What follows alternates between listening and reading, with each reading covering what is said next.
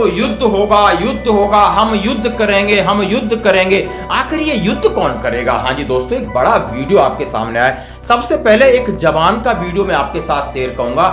आज देश का हर नागरिक दुश्मन देश को सबक सिखाने की बात कर रहा है, लेकिन सबक सिखाएगा कौन? नेता, अभिनेता या आपके इलाके का कर्मचारी या अधिकारी नहीं, बल्कि उनको सबक सिखाएगा इस देश का सच्चा सिपाही, जो बॉर्डर पे आपकी सुरक्षा के लिए तैनात है, जिसको आपने कभी ट्रेन की सीट पर जगह नहीं दी, जिसको कभी दफ्तर में किसी छोटे से काम के लिए बार बार चक्कर काटना पड़ा और कोई उस पे ध्यान नहीं दिया, हर इंसान अनदेखा कर। शेयर करूंगा। वो कह रहा है कि युद्ध नेता लड़ेंगे, क्या आईएएस लड़ेंगे, आईपीएस लड़ेंगे, रक्षा मंत्रालय में बैठे वो लड़ेंगे, या काले कोट वाले वकील लड़ेंगे? आखिर कौन लड़ेगा? समाज सेवी लड़ेंगे, साधु महात्मा लड़ेंगे, लेकिन सबको युद्ध युद्ध युद्ध चाहिए। और युद्ध लड़ेगा कौन? युद्ध लड़ेगा एक किसान का बेटा, युद्ध लड़ेगा एक जवान, और वो शहीद होगा। वो जवान है, वो कितने अच्छे से कह रहा है कि वो ट्रेन में जब बैठता है तो आप लोग उसको सीट नहीं देते हो, वो लेटरिन के बाथरूम के पास बैठ के आता है। वो छुट्टी जाता है आपके दफ्तर में तो आप उसको 100 की जगह नहीं 1000 रुपए रिश्वत मांगते हो सिर्फ एक साइन करने के लिए। तो कर्मचारियों से वो कह रहा है, रेलवे से कह रहा है कि आज आपको जवान याद आ रहे हैं, लेकिन जवानों का आपने कितना सम्मान किया है, और जवान के भरोसे आज अब आप जवान की आपको वैल्यू, इंपॉर्टेंस समझ में आ रही है ना। और इंपॉर्टेंस उन देशों से पूछो जहां पर ये युद्ध लड़ रहे हैं। उन्होंने कहा है जहां हम आप जाते हैं पुलिस वाले हमको पीट देते हैं, समाज हमारे साथ ठगी करता है, जमीन आप हमारी दबा लेते हो, लेकिन आपने कभी सेना का देखा? लेकिन आज आप इतनी बहादुरी से छाती चौड़ी कर करके चिल्लाए जा रहे हो, लेकिन कभी आपको पता है कि इसमें क्या नुकसान होगा, कौन लड़ेगा, कौन विधवा होंगी, किसके बच्चे अनाथ होंगे? कभी इसका आकलन किया? नहीं किया, क्योंकि आप बोलोगे तो आप बात तनख्वाह की आ जाएगी, तनख्वाह तो आप भी लेते हो। कभी वो कितना मुश्किल से छुट्टी आता है अपने परिवार के साथ टाइम बिताने के लिए, लेकिन मजबूरन उसको उस छुट्टी के टाइम को दफ्तर में काटना पड़ता है और एक काम के लिए बार बार चक्कर लगाना पड़ता है।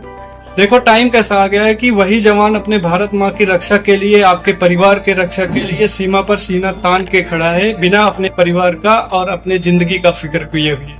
जय हिंद। देशभक्ति तो आप भी है, सब कुछ देश के लिए, तो देश में सबको लड़ना होगा।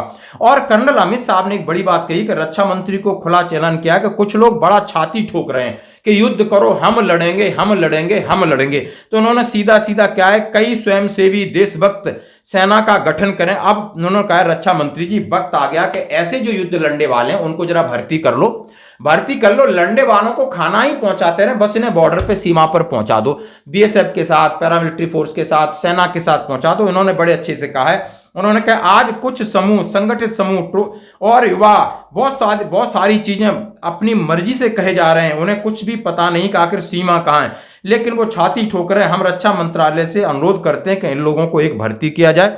और हर लोग राष्ट्रवाद की बात, मीडिया भी राष्ट्रवाद की बात कहता है, मीडिया को भी आगे भेजिए, जिन लोगों को भी आगे भेजिए, नेता जो छाती ठोक रहे हैं ना, उन सबको आगे भेजने की जरूरत है, बॉर्डर पर लगा दीजिए। उन्होंने कहा है सीधा सीधा कि बहुत सारे लोगों को बहुत सारी चीज कह रहे हैं कि देशभक्ति की कार्रवाई और तमाम तरीके की बातें कर रहे हैं, शायद उन्हें पता नहीं कि युद्ध का परिणाम, युद्ध होता कैसे, युद्ध लड़ा कैसे जाता है, और ये सैनिक ही जानता है। और इसलिए इस सैनिक ने कहा या कर्नल साहब ने कहा है, क्या ये सच कहा है? आपका क्या इरादा है? हम सैनिक हैं, हम भूतपूर्व सैनिक हैं, हम जरूर चाहते हैं कि नहीं, जो भी हमारे भारत राष्ट्र के ऊपर जो हमें चुनौती मिलेगी, हम अपने लास्ट जी जान तक उसको निभाएंगे। हम एक्स सर्विसमैन हैं, वो भी कह रहे हैं हम जाएंगे, अपनी सेना का सहयोग करेंगे, जिस तरीके से सहयोग करना होगा, तन से, मन से, धन से, जो भी मांगेगा करेंगे। लेकिन बाकी ये लोग कह रहे हैं, ये कितना खरा उतरेंगे? आपको क्या उम्मीद लगती? सच में इस जवान का वीडियो देखिए और कमेंट